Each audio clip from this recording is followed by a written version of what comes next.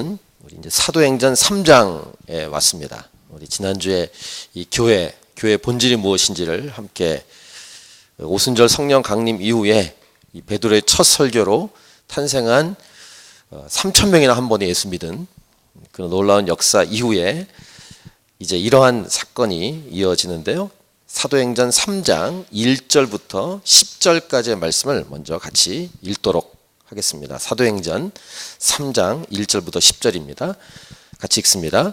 제9시 기도 시간에 베드로와 요한이 성전에 올라갈새 나면서 못 걷게 된 이를 사람들이 메고 오니 이는 성전에 들어가는 사람들에게 구걸하기 위하여 날마다 미문이라는 성전 문에 두는 자라.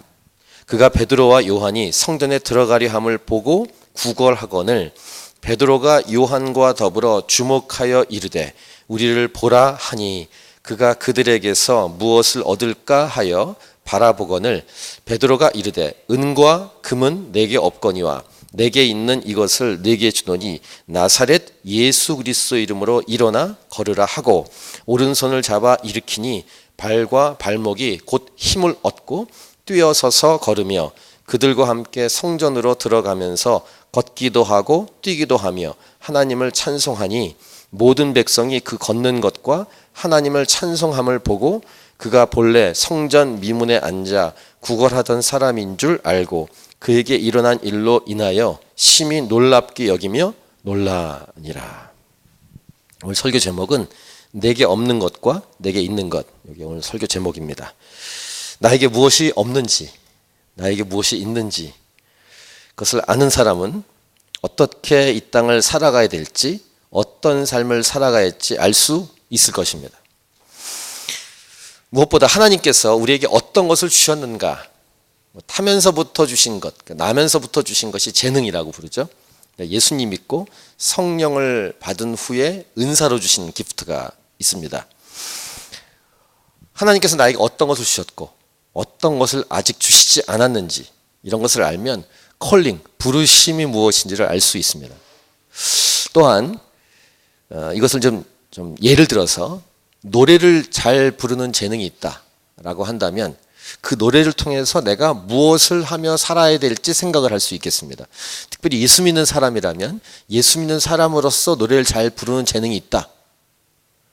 그러면 그 노래를 잘 부르는 재능으로 어떻게 하나님이 기뻐하는 인생을 살아가야 될지 생각하고 기도하게 될 것입니다. 아까 은사 말씀드렸는데 은사와 함께 나에게 주신 재능을 점검한 다음에 이 교회라는 몸 안에서 어떻게 섬겨야 될지 또 교회로서 세상에 어떤 영향력을 끼치며 살아야 할지 알 수 있을 것입니다. 이런 질문을 던질 수 있겠네요. 여러분에게는 어떤 것이 있고 또한 어떤 것이 없는지, 어떤 것들이 내 안에 있는지. 우리 예수님을 믿는 교회는 세상의 소금이고 세상의 빛이다 이렇게 예수님 말씀하셨습니다. 이 말은 세상에 영향을 주는 통로로 하나님이 교회를 세우셨다라는 것입니다.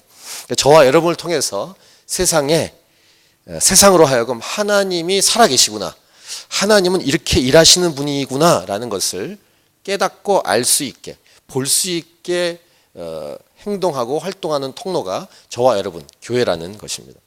그래서 우리 옆 사람에게 한번 이렇게 축복해 주세요. 당신을 통해서 세상에서 하나님이 영광을 받으시길 기도합니다. 한번 이렇게 축복해 주시기 바랍니다. 당신을 통해서 세상에서 하나님이 영광을 받으시길 기도합니다. 네. 아멘. 주일 예배 때 설교에서 잠깐 언급이 되겠습니다만 예수님을 믿는 교회는 세상이라는 현실을 딛고 활동하는 통로죠. 세상과 이렇게 분리되지 않는.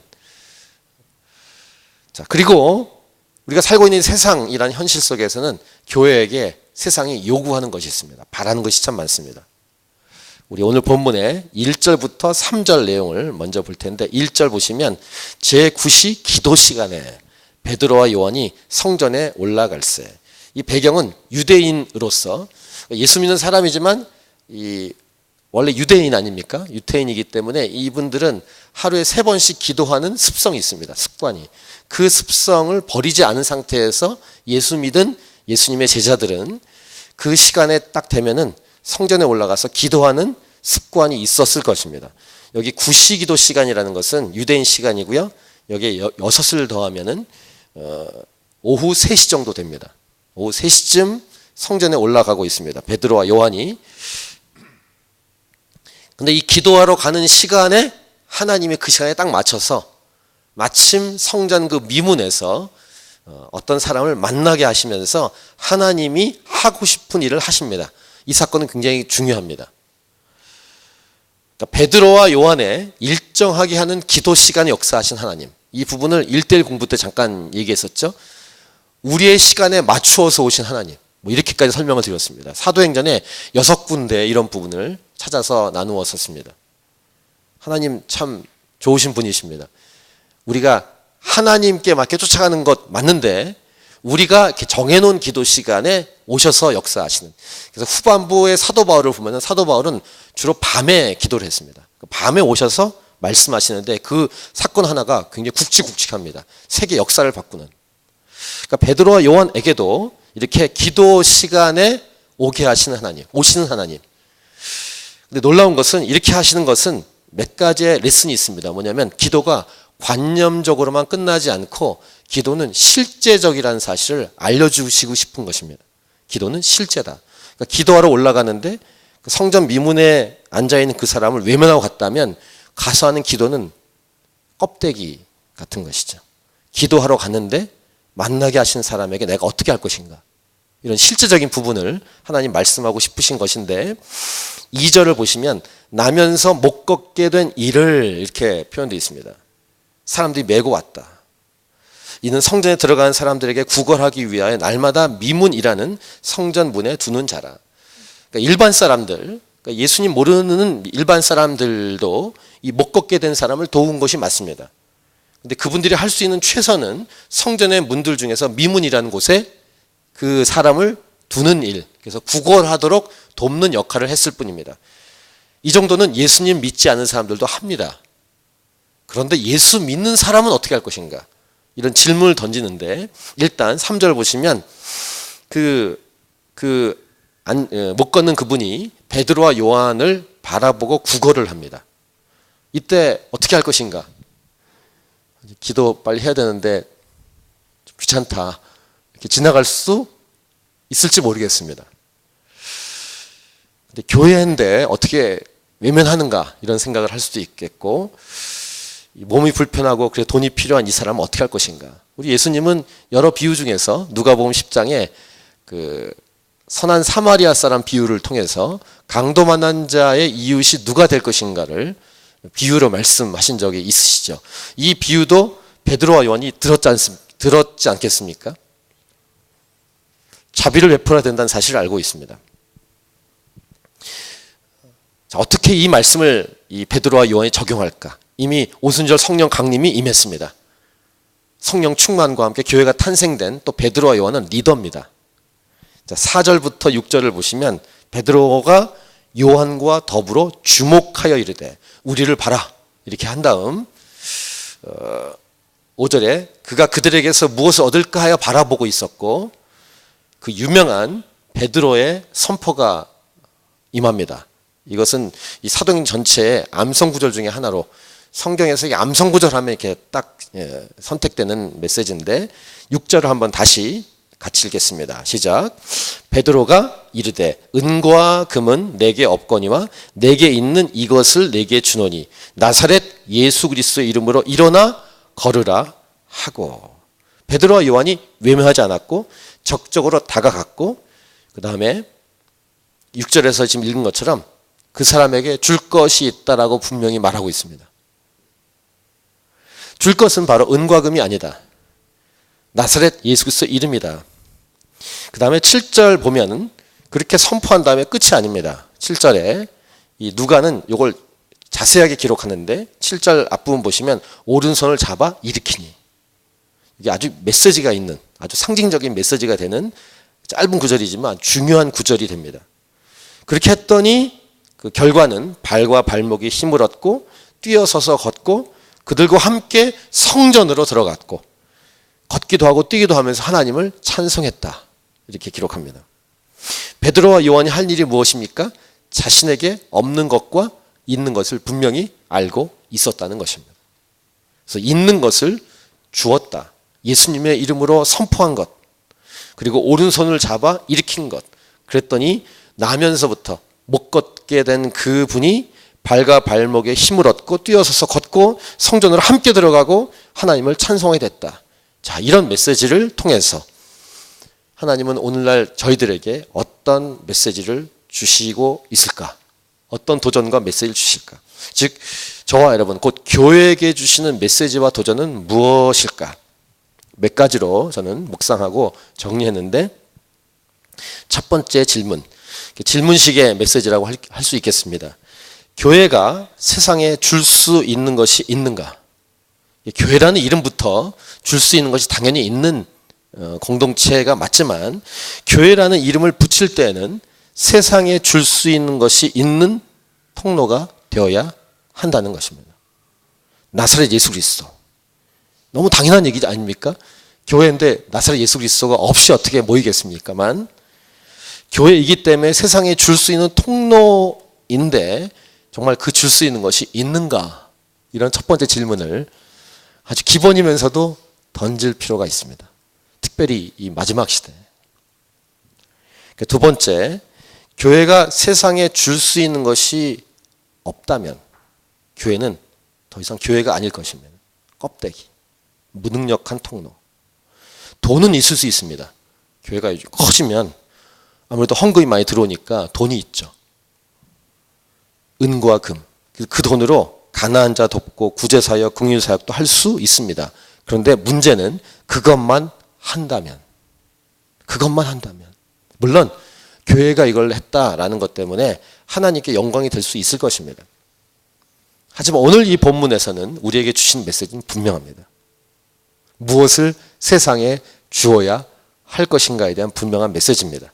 그래서 교회라는 것은 목회자만이 아니라 뭐 다 알고 있는 것처럼 예수 믿는 모든 사람 한 분이 다 교회인데, 세상에 돈으로만 때우려고 한다든가 돈으로만 이 세상에 준다면 교회는 그 영적 상태가 어떤지에 대해서 이렇게 퀘스천 마크를 붙여야 됩니다.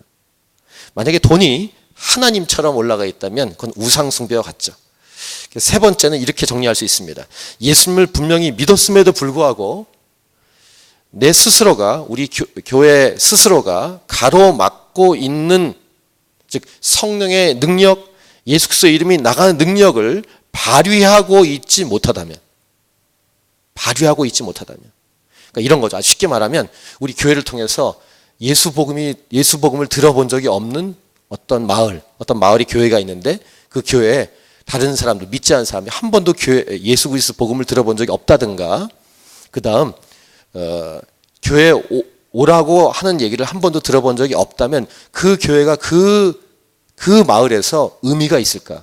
아까 예수님, 너희는 세상의 소금이고 세상의 빛이다라고 말씀하셨을 때 세상에 영향력을 주고 있는가? 이런 질문을 던지면서 왜 그러면 예수 복음을 증거하지 못하고 있는가? 그런 영적 상태에 자신이 가로막고 있는 것은 없는가? 이런 점검을 꼭 해봐야 합니다.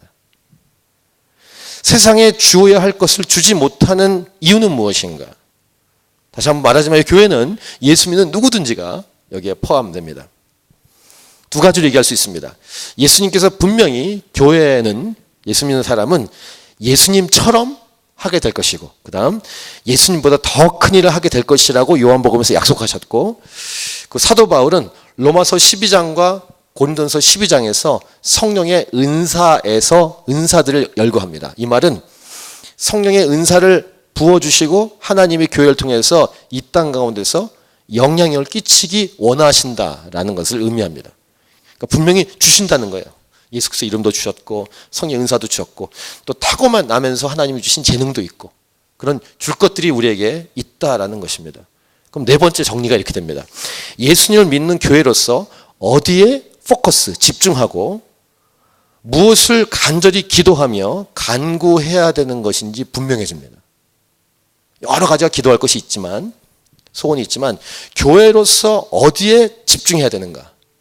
그리고 어떤 것을 위해서 간절히 기도해야 되는가. 그러니까 교회로서 어떤 것은 중요하고 어떤 것은 많이 중요하고 어떤 것은 덜 중요하고 이런 게 있지 않습니까? 근데 교회가 가장 중요한 것 말고 덜 중요한 것 또는 중요하지 않은 것에 시간과 관심을 많이 쏟고 있는가?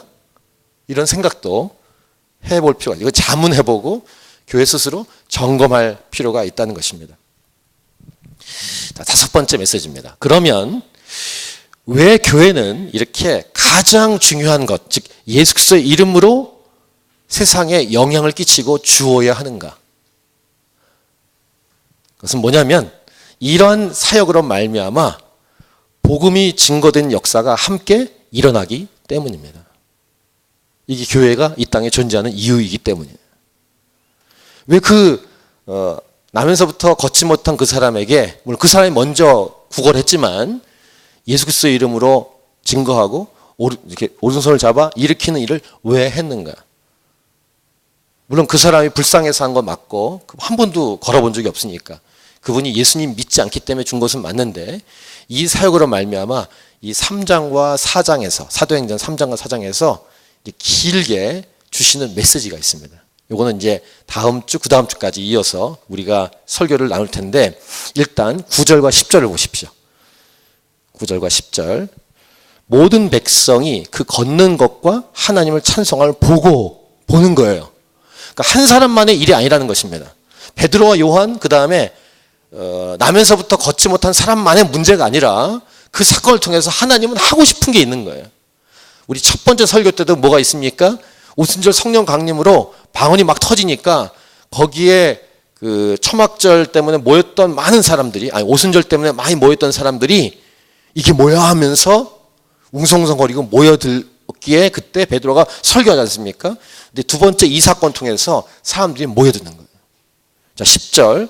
그가 본래 성전 미문에 앉아 구걸하던 사람인 줄 알고 그에게 일어난 일로 인하여 심히 놀랍게 여기며 놀라니라.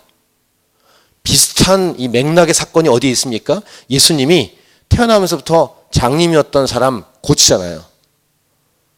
그리고 38년 동안 안증뱅이를 고치지 않습니까? 이런 사건들로 하나님이 영광이 드러납니다. 물론 이제 공격도 있었지만 그거와 같은 맥락처럼 이젠 제자를 통해서 이 일이 일어나는 것입니다. 하나님의 영광이 드러나는 거예요. 하나님은 이 일을 하고 싶으신 거예요. 자, 이 일 때문에 이 베드로가 오순절 성령 강림 이후에 주위에 놀란 사람들에게 첫 설교한 다음에 3,000명 믿고 교회가 커졌지 않습니까? 이제 두 번째 설교가 이제 그 다음 메시지예요. 요건 이제 다음 주에 우리가 함께 나누게 될 것입니다. 자, 이 설교를 우리가 함께 정리하면서 결론을 맺고 기도할 텐데 잘 다시 한번 정리한 얘기를 들어보십시오. 교회가 세상에 줄 수 있는 것이 있는가? 그게 교회다라는 것입니다. 줄 수 있는 통로가 교회다. 그러니까 지금 은과 금 말하는 게 아니라 가장 주어야 될 예수 그리스도 이름을 줄 수 있는 통로. 어디에 가서 그 예수 그리스도 이름을 그 예수 그리스도 이름을 듣겠습니까? 교회가 아닌 이상 가서 들을 수 있는 데가 없습니다. 여기서 교회라는 것은 건물이 아니라 예수 믿는 한 분 한 분을 가리킵니다. 예수 믿는 사람이 이 땅에 존재한다는 것, 즉 교회가 존재한다는 것은 세상에 들려주어야 될 그 소식을 들려주는 것, 예수 그리스도 이름을 주는 것. 만약에 세상에 줄 수 있는 것이 없다면 이름이 분명히 교회인데 줄 수 있는 게 없다면 그 교회는 껍데기나 무능력한 교회일 뿐이에요.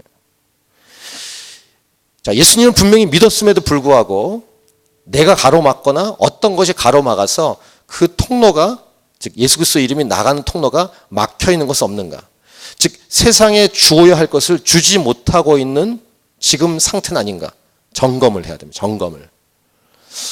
예수님께서 분명히 다시 말씀드리지만 예수님이 하셨던 것처럼 예수 믿는 사람들도 그 일을 하게 될 것이고 예수님이 하던 것보다 더 크게 할 것이라고 분명히 약속하신 것을 믿는다면 저와 여러분을 통해서, 지금 12제자만이 아니라 저와 여러분을 통해서 이 땅 가운데 엄청난 일이 이루어지고 있어야 됩니다.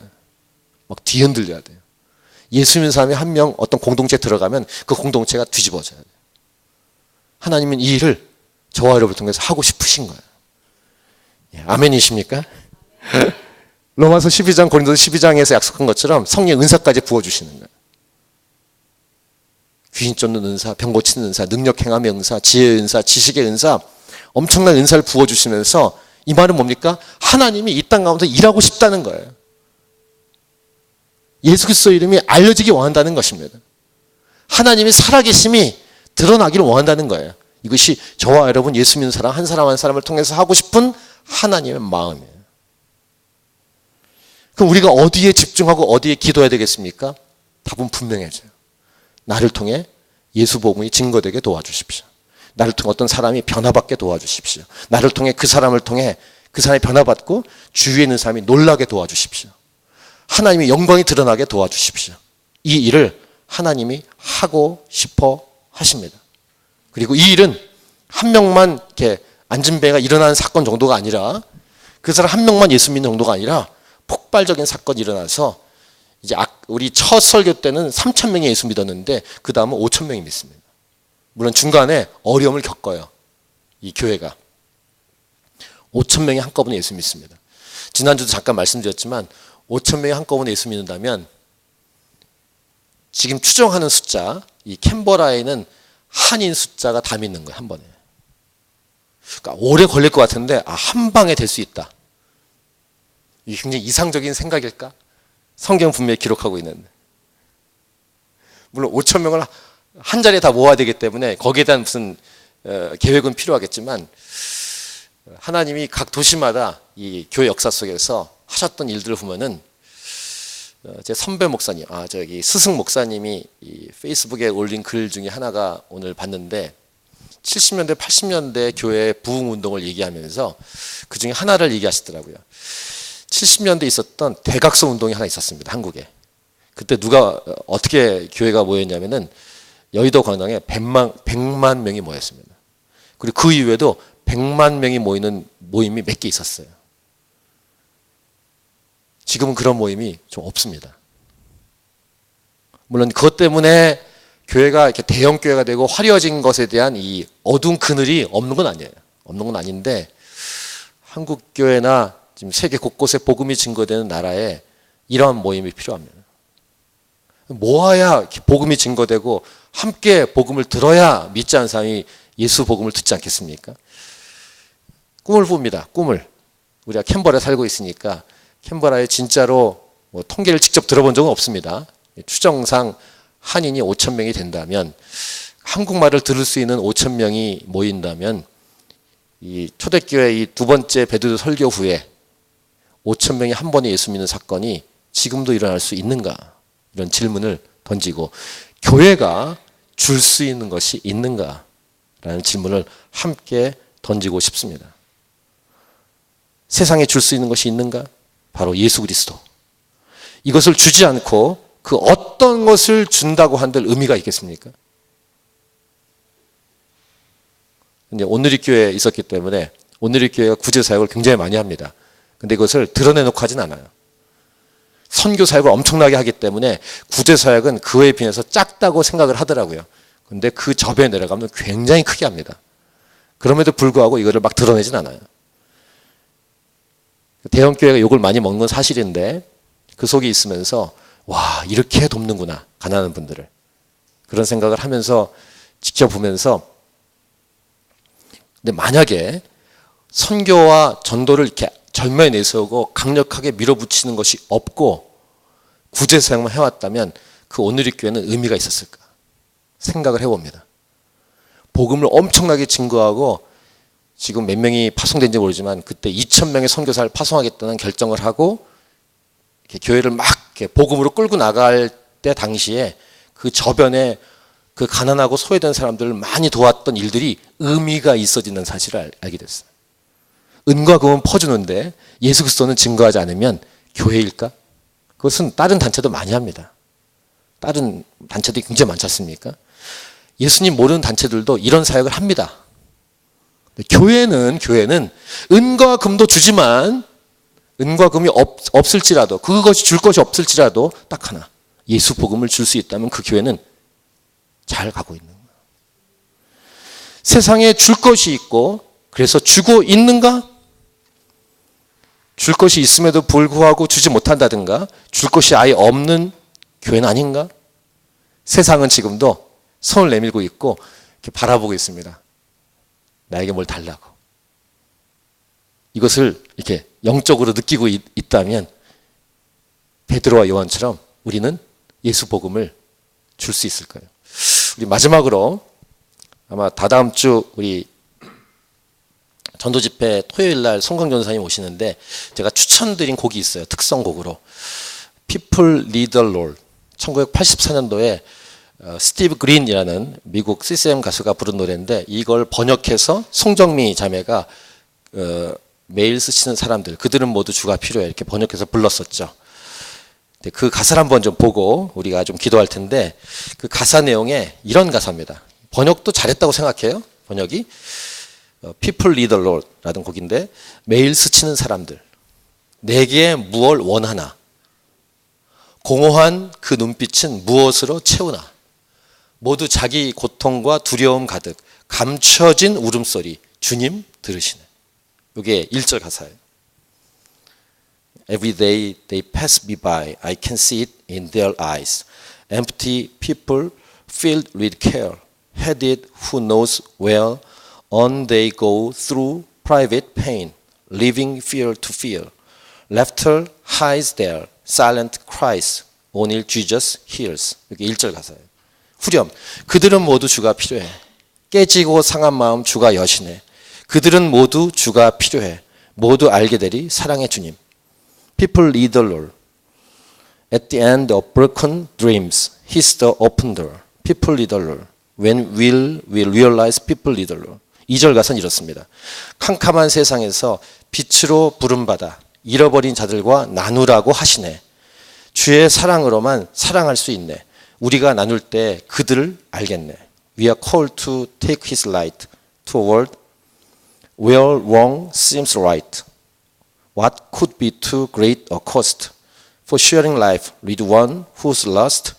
Through His love, our hearts can feel all the grief they bear. They must hear the words of life. 오늘 we can share. 이런 내용의 노래를 84년도에 냈는데 저는 90년대 예수님 믿은 이후에 90년 초반에 송정비 자매가 광화문 옆에 서대문의 어느 학교 광당에서 콘서트를 했어요. 1집을 내고. 그때 그 자리에 앉아 있으면서 그 노래를 들으면서 참 많은 생각을 하게 됐습니다. 예수 믿은 지 몇 년밖에 안 됐음에도 불구하고 저에게 말씀하시는 것 같아요. 저한테 이렇게. 손을 내밀고 있고 바라보고 있는. 오늘 이 본문에서도 그런 것이 이미지화되지 않습니까? 위문에 앉아있는 걷지 못하는 태어나면서부터 이분이 손을 내밀면서 뭘 좀 달라고 지금 곳곳에서 교회를 향해서 이 손짓과 눈으로 우리를 바라보고 있다는 사실이에요. 자, 내게 우리 교회가 내게 없는 것 또 있는 것. 베드로가 이르되 은과 금은 내게 없거니와 내게 있는 이것을 내게 주노니 나사렛 예수 그리스도의 이름으로 일어나 걸으라 하고 우리 찬양하고 오늘 말씀을 가지고 기도하도록 하겠습니다.